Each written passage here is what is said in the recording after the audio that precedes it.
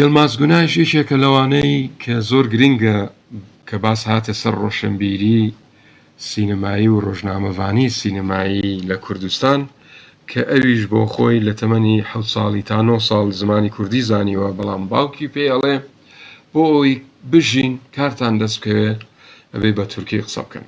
دیارە دەوڵەت لە دوای قەتل و عامی دێرسیم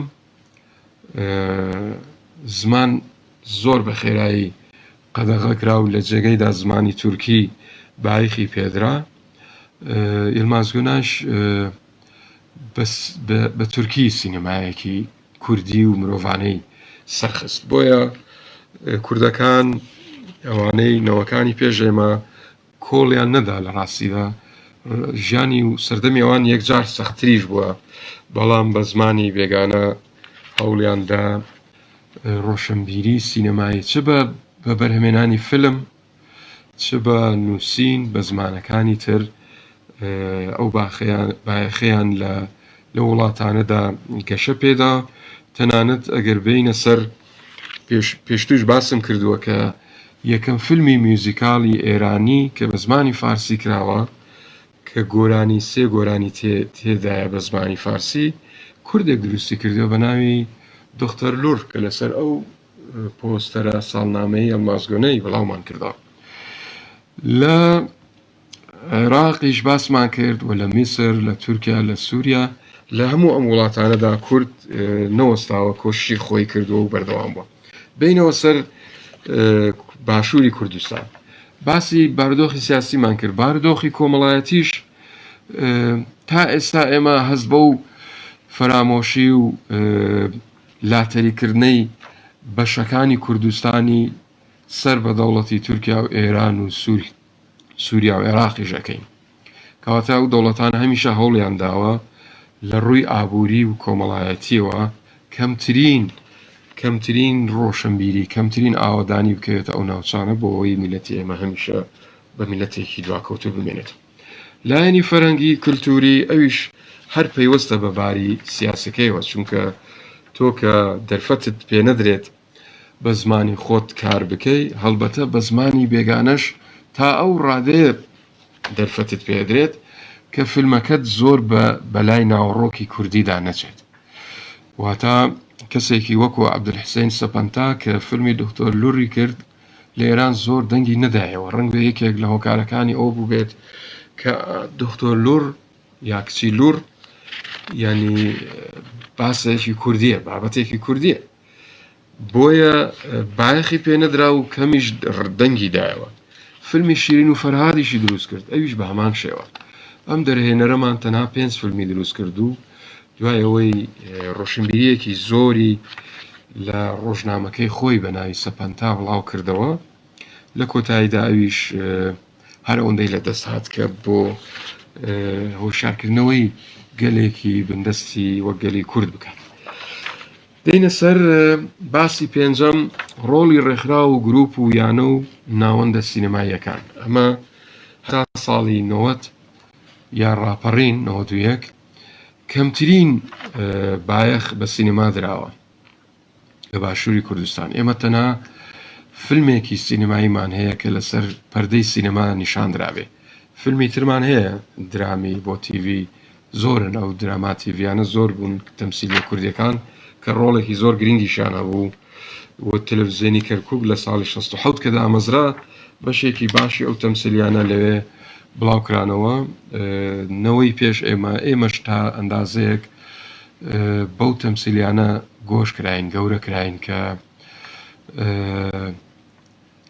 بۆ نمونە تەمسیلیەکی حازیمەکی کە لە ژوورێک و 2 ژووری ستۆدیۆیا کراون، ناوڕۆکێکی یەکجار گەورەی هۆشیاری بۆ میلەتەکەی بڵاو کردوتەوە و گەیاندووە. کەواتە ڕۆڵی ڕێکخراوەکان، گروپ و یانە و ناوەندە سینەماییەکانیش جارێکی تر کۆمەک ئەکات بۆ هۆشیاری سینەمایی، بۆ ڕۆشنبیری سینەمایی، بۆ ڕۆژنامەوانی سینەمایی. بەڵام ئێمە هێشتا لە قۆناغی ڕۆشنبیریەکەین، چونکە لە دوای ڕاپەڕینەوە توانین بڵێن ئێمە بووین بە خاوەنی میدیایەکی چاپەمەنی و تیڤی بندەستی خۆمان. ئەوی تر هەمووی لە بندستی بێگانە بووە ئەوەی کە هەبووە. بەڵام لە دوای نەوەتەکانەوە ڕێکخرا و کۆمەڵەی زۆر بڵاو بوونەوە کە هەمومان ساڵی 91 و 92 ڕەنگ بێتنەوەی ئێمە بە تایبەتی لە بیرمان بێت کە هاوڕێ عەزیزمان حەسەن جوودی سەر قافڵەی ئەو کاروانە بوو کە توانی لە ڕێگەی کۆمەڵەی سینەماکارانی کوردستان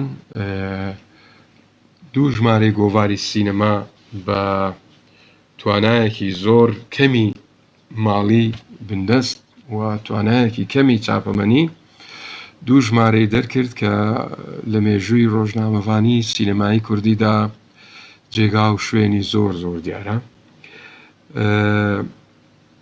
هەڵبەت هاوڕێمان حەسەن جوودی ئێستاش بەردەوامە بەڵام خۆزگە لە ناو بواری سینەماییدا ئەو تواناسیازیەی پەرە پێدا و درێژەی پێدا.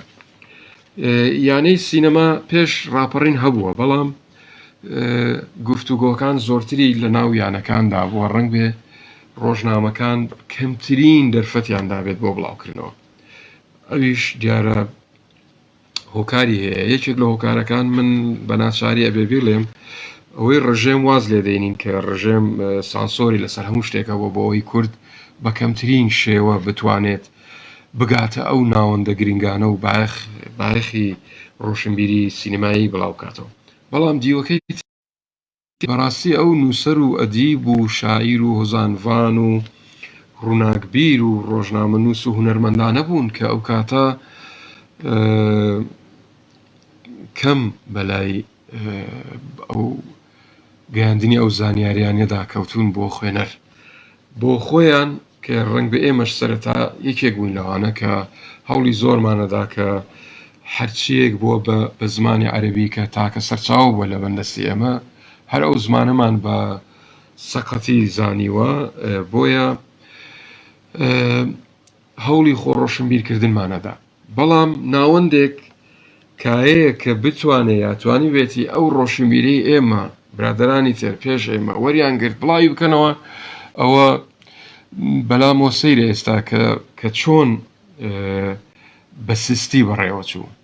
یعنی باسی ئەومان کرد کە ڕژێم دەرفەتی کەم داوە بەڵام ڕژێم دەرفەتی ئەوەشی دا بەدەیان ڕۆژنامە و گۆڤار هەبوون کە کورد ئەویش هەڵبەتە بەهۆی شۆڕشەکانەوە ئەو فشارە چووە سەر دەسەڵاتی ناوەندی کە لە ناوخۆدا کرانەوەیەک بکات و بەتایبەتیش لە دوای بەیانی 11 ئازار لە ساڵی 70 کرانەوەکە بە شێوەیەکی زۆر گشتگیر دەستی پێکردووە بە زەحمەتیش توانرا حکوومەت ئەو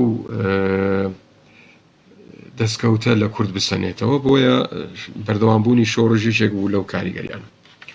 کۆمەڵەی هونەرە جوانەکانی کورد گروپی سینەمایی کوردستان کە بەندە و کاک پشتیوان و چەند هاوڕێکی تر بەشدار بوون یانەی سینەما لە سلێمانی یانەی سینەما لە تەلەڤیزیۆنەکان کە ئەوە خۆی خاڵێکی زۆر زۆر گرینگە بۆچی ڕۆشنبیری و ڕۆژنامەوانی سینەمایی پاشەخشەی کردووە لە هەموو دنیادا نەکار لە کوردستان لە هەموو دنیادا لە پاشەخشەدایە دوای ئەوەی تەلەڤیزیۆن گەشەی کرد بەرنامە شۆیەکانی تیڤ بە تایبەتی لەبارەی سینەما هێندە گەشە و بەرفراوان بوون پانتای بڵاوکردنەوەیان توانیان دەستی گرە و لەو گۆڤار و ڕۆژنامە چاپیانە بسەنن کە ئێستاش ڕۆژنامە و گۆڤاری ئۆنلاین و ئەلکترۆنی خەریکە دەست جارێکی تر لەو بەرنامە شۆیانەی تیڤیەکان ئەسەنێ.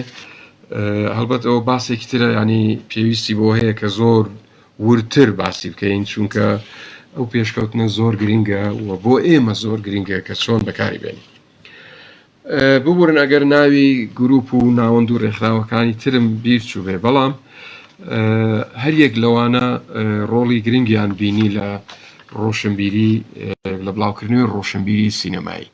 بەڵام ئەم ناوەندانەوە کوتم لە ناو ڕۆژنامەکان ڕەنگی دایەوە بەڵام لە ڕاستیدا وەکو پێویست نەبوو. ئەویش پەیوەندی بۆ هەبوو کە ئێمە ڕاگەیاندنەکەش خۆی تازە بوو لە باشووری کوردستان یعنی پسپۆری بواری ڕۆژنامەوانی لە هەموو باشووری کوردستان ئەوەی ئێمەیان ناسین 3 کەس بوو، یعنی ئەویش لە پەنجەی دەست تێپەڕی نەکردو. بۆیە کاتێک بە لێشاوی ڕۆژنامە و گۆڤار و تیڤ هاتنە پێش، دیسان سیاسەتمەدار و ئەدیب و ڕووناکبیرەکان هاتن ئەم بۆشاییان پڕکردەوە.